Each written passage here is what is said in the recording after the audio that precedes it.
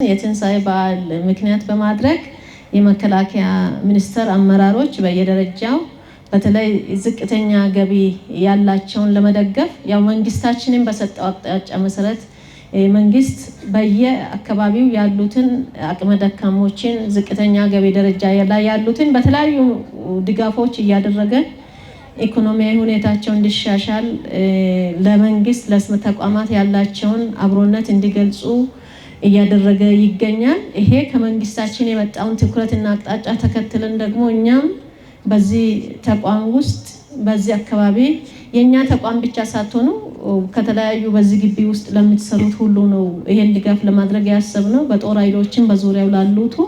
ስለዚህ በዚህ መንገድ በትንሹ ድጋፍ ግን ከናንተ ጋር እንደሆነን በቀጣይ እናንተ ተለውጣችሁ ለትልቅ ዓላማና ለትልቅ ስፍራ እንደምትበቁ እምነቴ ነው።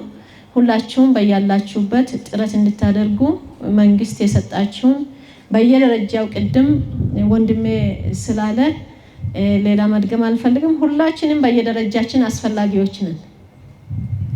ከታች እናንተ ባታስተካክሉ ከላይ ያለው መስራት አይችልም፣ ከላይ ያለውም እንደዚህ። ስለዚህ ሁላችንም በየስራ ቦታችን አስፈላጊዎች ስለሆንን ለሀገር አስፈላጊ ነን፣ ለተቋማችን አስፈላጊ ነን።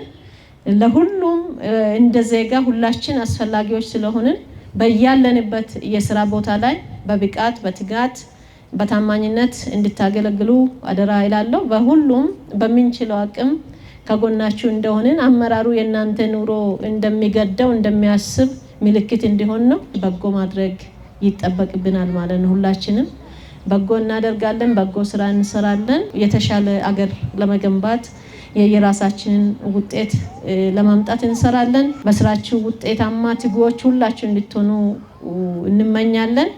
ሌሎችንም በዓሎች በተመሳሳይ እንዲህ እየተደጋገፍን እየተረዳዳን እንዲህ እንሻገራለን እናልፋለን ማለት ነው። ስለዚህ ሁላችሁም በዚህ በዓል እንድትደሰቱ ከተቋማችን በላይ አመራር ጋር በመነጋገር ነው ይሄን ያመቻቸንላችሁ።